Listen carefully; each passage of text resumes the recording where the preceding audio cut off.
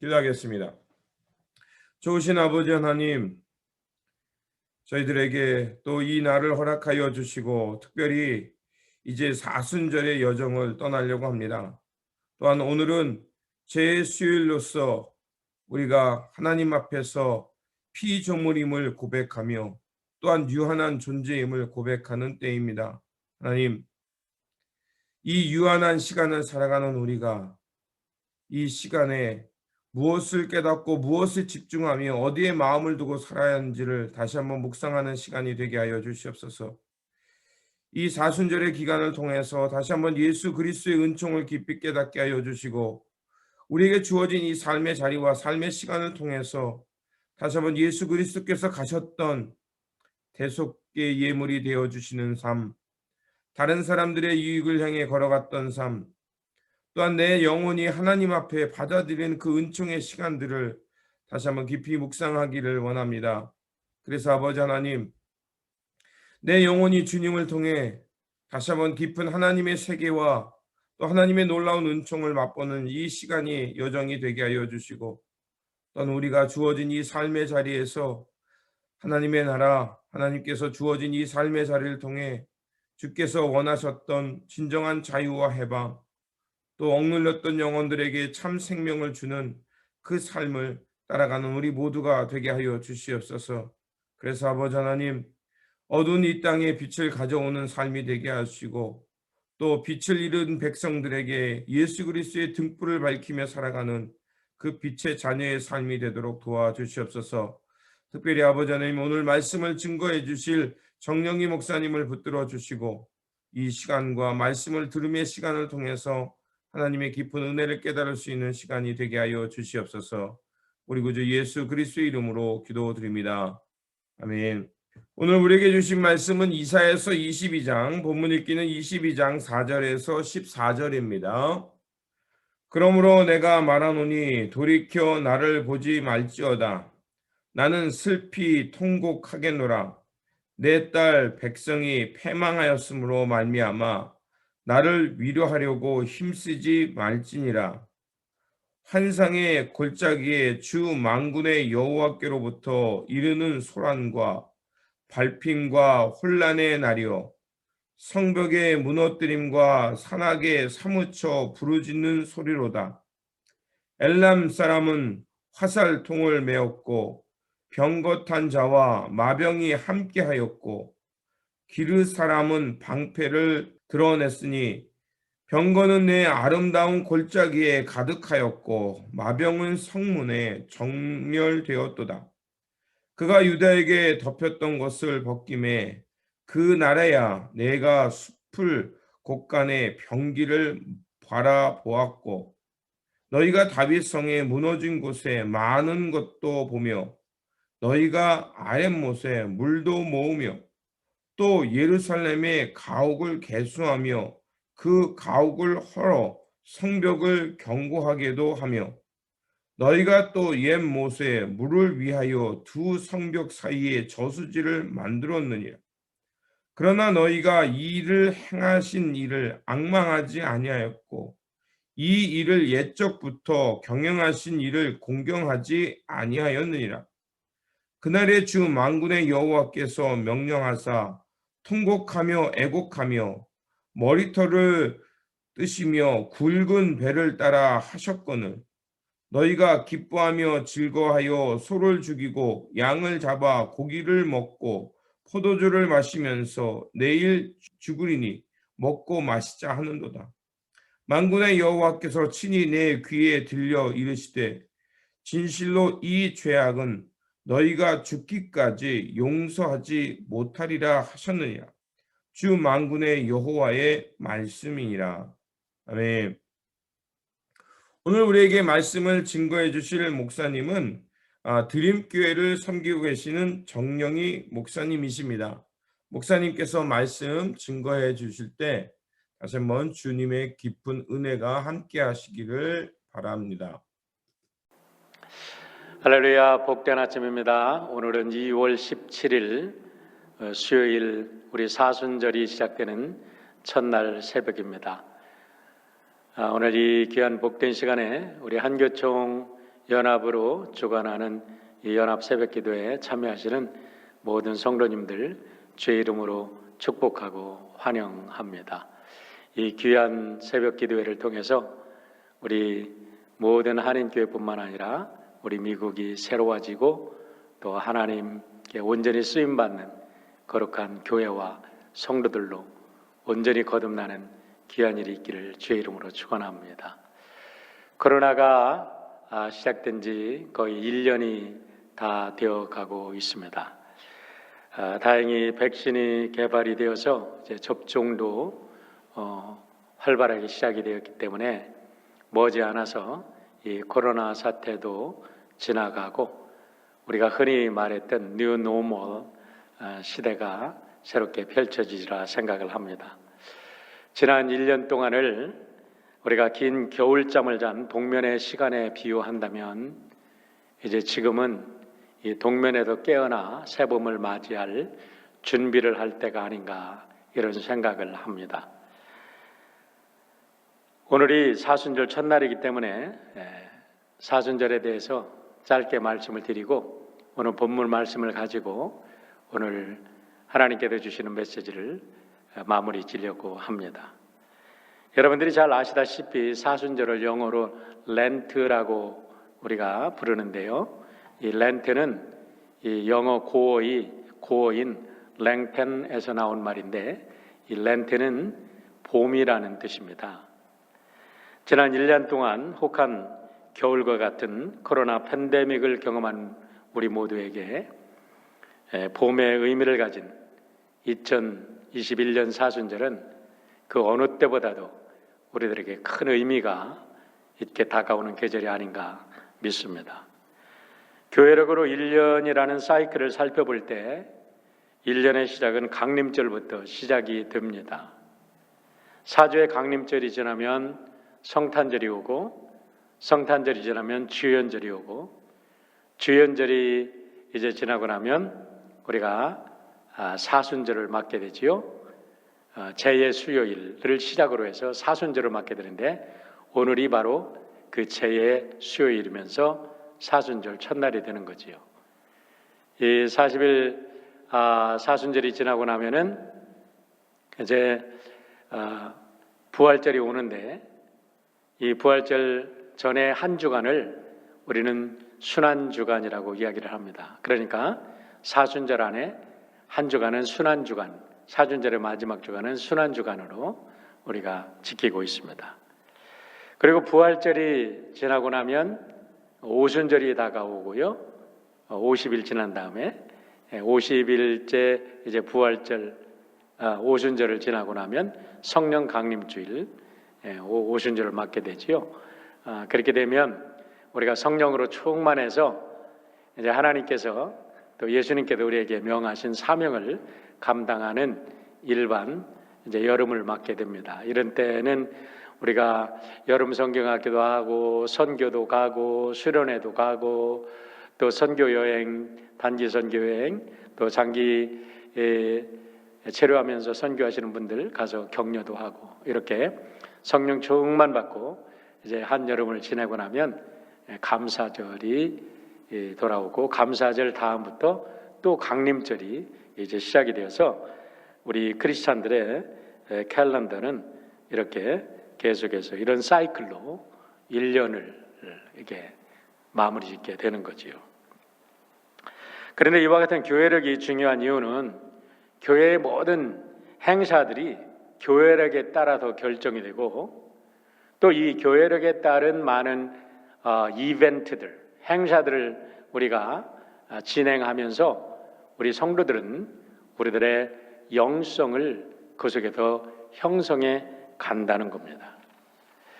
사순절 동안의 렉셔너리, 우리가 선구집을 보면 우리 선구집을 따라서 설교하시는 교회들이 많이 있는데 이때는 사순절 첫 주간이 예수님이 공생애를 시작하면서 40일 동안 금식기도한 것으로부터 시작을 합니다.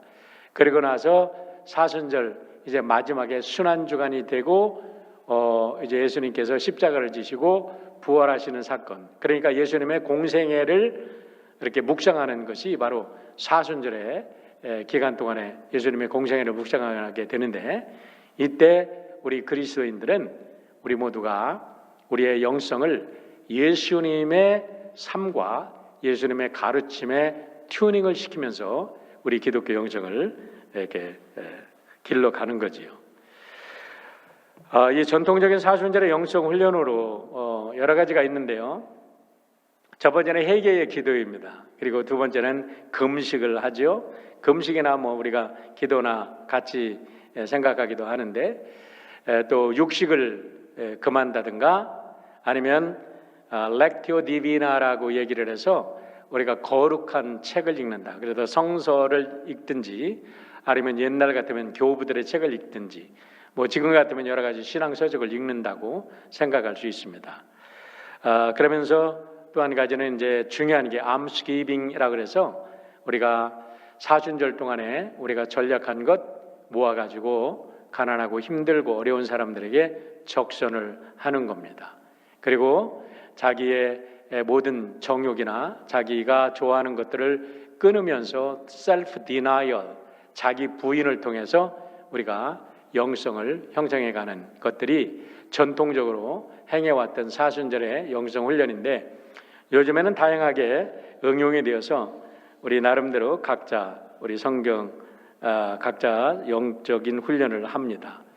근데 어떤 우리 젊은이들을 보면은 내 사순절 동안 콕을 먹지 않겠다, 콕을 마시지 않겠다, 나쁜 습관을 끊겠다 그러는데 사순절이 끝나고 나서는 다시 돌아가는 거예요.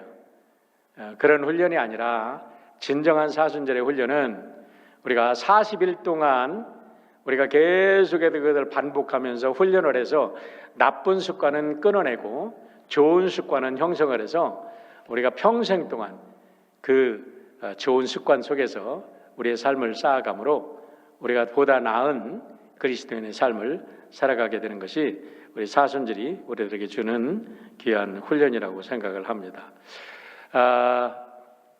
특별히 이번에 한교총에서 이번 사순절 연합 새벽기도 동안에 팬데믹과 나의 믿음이라는 주제를 가지고 믿음의 글을 공모를 하게 되는데, 여러분과 또 저 자신에게도 강력한 권고를 하는데, 40일 동안의 스피리추얼 저널, 영적 일기를 매일 써보시고 그 영적 일기 중에서 좋은 것을 선택해서 우리 한교총에 보내가지고 우리 모든 목사님들 뿐만 아니라 이번에 참여하는 모든 분들이 함께 이 귀한 우리 영적 일기를 모아서 나중에 책으로 한번 발견하면 참 좋겠다라는 생각을 합니다.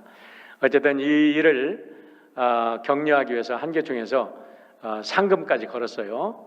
그러니까 여러분들 각 교회에서 광고를 잘 보시고 상금이 탐나서가 아니라 우리가 함께 서로를 격려한다는 차원에서 적극적으로 이 믿음의 글 공모전에 함께 참여해 주시기를 바랍니다. 또 하나 권면드리고 싶은 것은 이 사순절에 금식을 하는 것이 우리의 굉장히 전통적인 사순절 영성 훈련인데요. 하루에 한 끼 정도, 물론 당뇨가 있는 분들은 금식이 불가능하겠죠. 그러나 할 수만 있으면 우리가 금식에 참여해서 금식미를 모으는 심정으로 나중에 우리가 헌금을 해서 우리 어렵고 힘든 곳에 또 선교지로 아니면 어려운 교회를 돕는 일에 사용됐으면 좋겠습니다.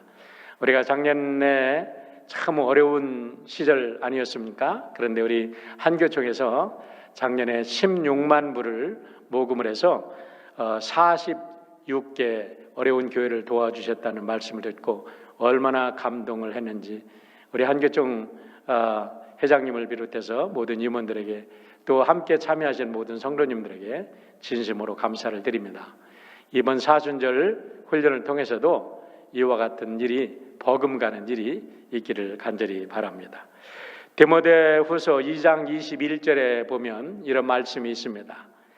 누구든지 이런 것에서 자기를 깨끗하게 하면 귀 쓰는 그릇이 되어 거룩하고 주인의 쓰심에 합당하며 모든 선한 일에 준비함이 되리라 라는 말씀이 있습니다.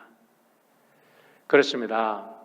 성경적인 관점에서 보면 이 세상의 모든 문제들은 악의 문제라기보다는 선의 부재라고 볼 수가 있는 것입니다. 다시 말하면 코로나 팬데믹 동안에 코로나의 질병의 위협과 또 죽음의 위협으로 우리가 많이 시달렸습니다. 참 이런 것도 어려운 일이지만은 더 중요한 것은 그럼에도 불구하고 이 코로나로 인해서 우리가 움츠러들지 말고 하나님의 생명을 담대하게 증거하고 그리스도의 복음을 담대히 증거하는 선한 사람들이 사라진다는 것이 진정한 문제라는 겁니다.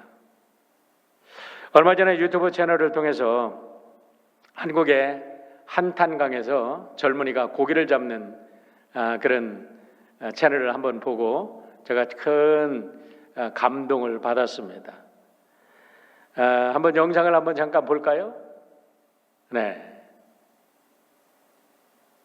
제가 이 영상을 보고 큰 영감을 얻고 깨달음을 받았는데 뭐냐면 아무리 세상이 어렵고 힘들고 엄동설한이 온다 할지라도 꽁꽁 산천 조목이 얼어붙은 것 같다 할지라도 그 찬물 아래에는 싱싱한 물고기들이 살아있다는 거예요. 저는 그것을 보면서 바로 이것이 교회의 모습이 되어야 되지 않겠는가. 이 세상 모든 것이 다 얼어붙었다 할지라도 교회만큼은 살아 움직여야 되지 않겠는가. 교회만큼은 하나님의 사명받은 자들로 이때야말로 복음에 그리스도의 복음을 전할 가장 좋은 찬스라는 것을 우리가 깨닫고 우리가 열심히 하나님의 사명을 감당할 때가 되지 않았는가 이런 생각을 해보게 된 것입니다. 이제 우리는 얼마 안 있어 새봄을 맞이하게 될 것입니다. 그러면 구체적으로 어떻게 새봄 새 시대를 맞이할 것인가 오늘 본문을 통해서 짧게 말씀을 정리하려고 합니다. 오늘 말씀은 이사야서 13장부터 23장에 기록된 10개 나라에 대한 심판 중에 하나님께서 유다와 그리고 그의 백성 예루살렘 멸망에 대한 심판과 경고를 하는 말씀이 삽입되어 있는 내용입니다. 22장의 내용은 히스기야 왕 때에 아수르 왕 사네립이 예루살렘을 침입했을 때 이를 배경으로 기록하고 있다는 것이 확실시 되는데요. 그 이유는 15절부터 25절에 히스기야 왕 때의 국내 대신이었던 국고를 맡았던 셈나와 엘리야김 또 요아라는 인물이 등장하기 때문에 그렇습니다. 당시의 역사를 회고하고 있는 열왕기하 18장과 이사야 36장을 보면 예루살렘을 포함한 사네립이 이제 많은 유다의 도성들을 다 정복하고 나서 마지막으로 예루살렘을 포위합니다. 그러고 나서 마지막 항복을 권유하면서 은 300달란트와 금 30달란트를 요구합니다. 이것은 전쟁이 일어났을 때 승전국이 전쟁이 끝나고 나서 승전국이 패전국에 요구하는 전쟁 비용이라고 볼 수가 있는데요. 이것을 현재 우리의 돈으로 따진다면 약 2억 불에 가까운 어마어마한 돈이 되는 겁니다. 그래도 히스기야는 어쩔 수 없이 궁정에 있는 또 예루살렘 성전뿐만 아니라 모든 금과 은을 다 긁어먹고 성전의 기둥에 칠해진 금까지 긁어서 그거를 바치는데 사네립이 마음을 바꿔서 돌아가는 게 아니라 완전 항복을 요구합니다. 그러니까 히스기야 왕이 이제 사신을 보내는 겁니다.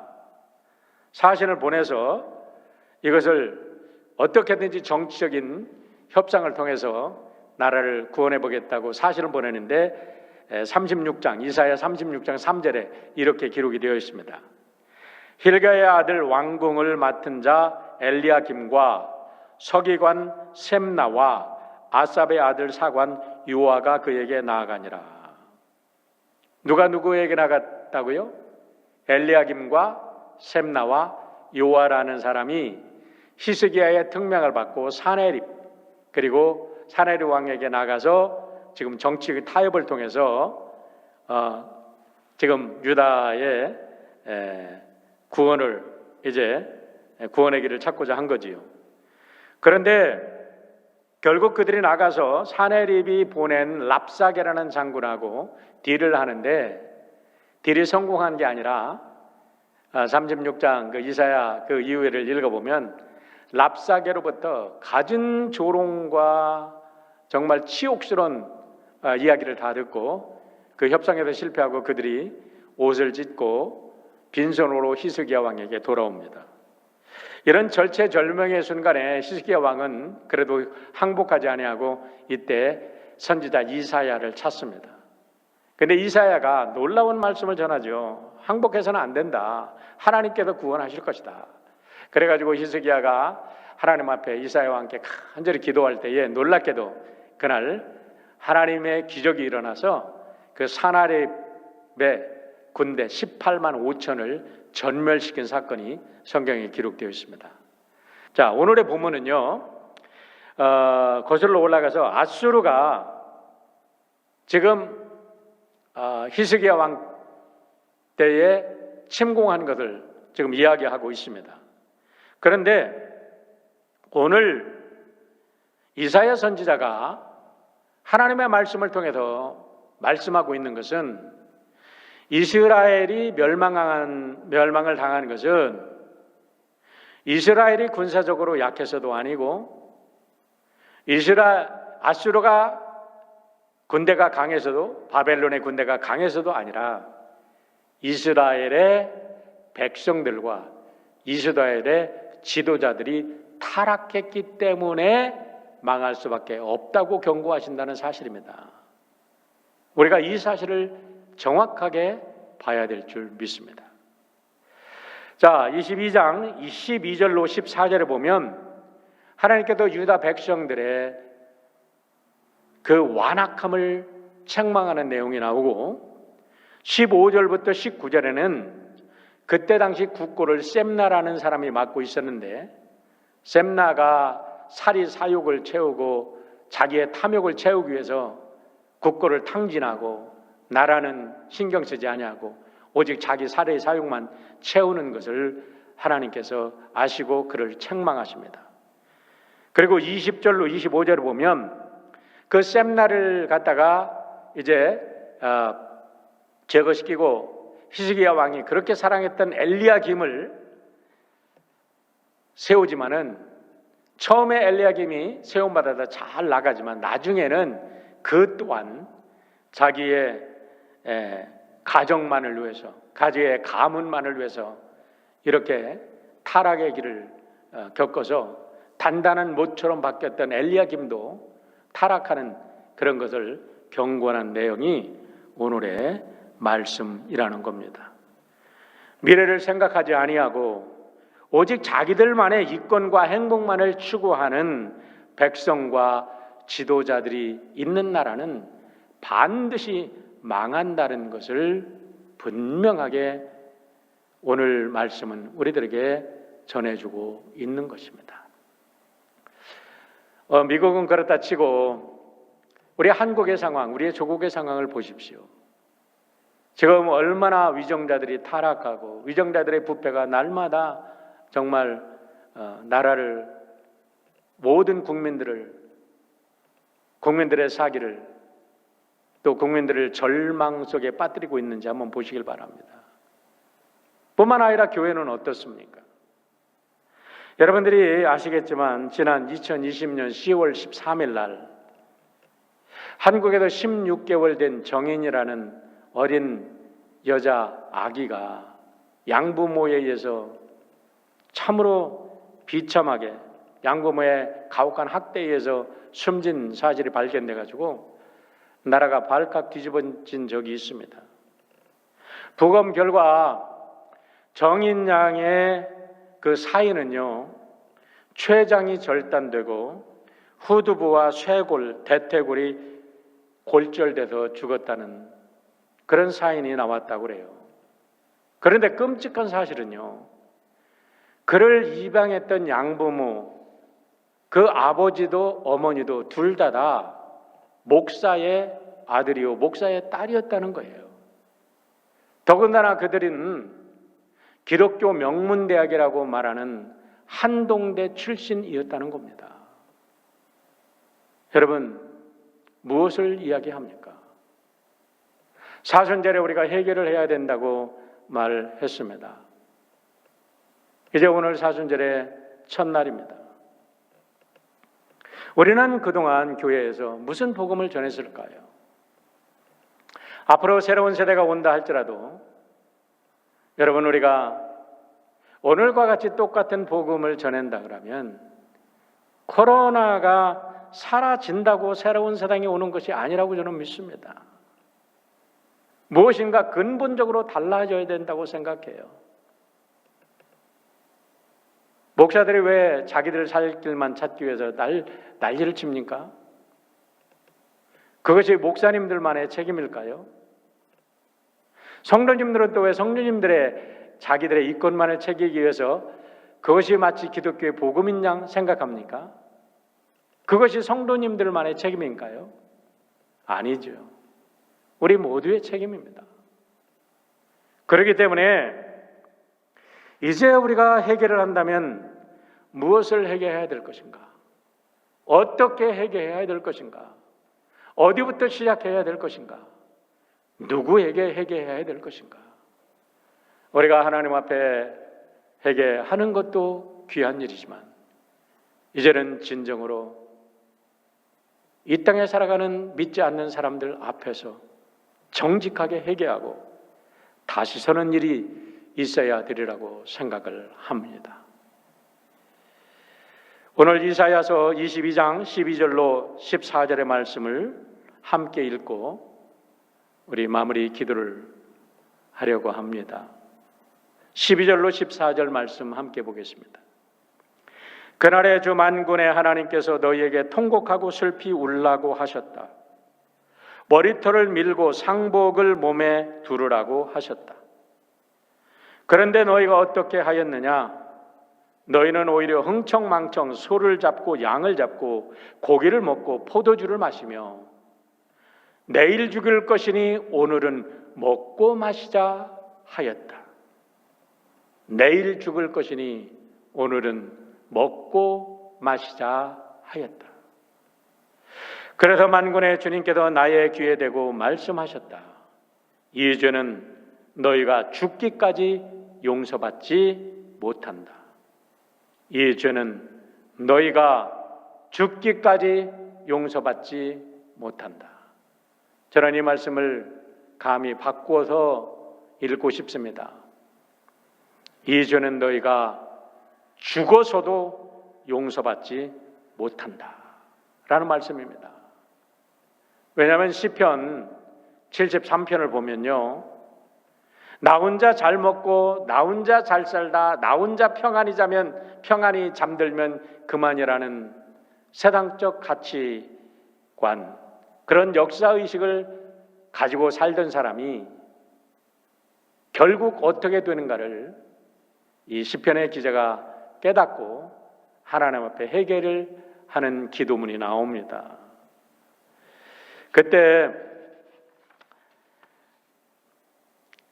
그 전에 이 시편의 기자는 정말 하나님을 믿지 않지만 잘 먹고 잘 사는 사람들이 너무 부러웠어요.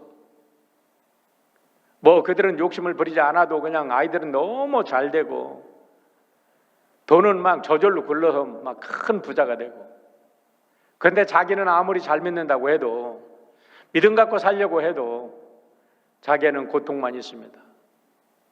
그걸 갖고 고민하면서 기도하다가 그가 발견한 사실을 시편 73편 17절로 해서 20절에서 이렇게 고백하고 있습니다. 하나님의 성소에 들어갈 때야 그들의 종말을 내가 깨달았나이다. 주께서 참으로 그들을 미끄러운 곳에 두시며 파멸에 던지시니 그들이 어찌하여 그리 갑자기 황폐되었는가. 놀랄 정도로 그들은 전멸하였나이다.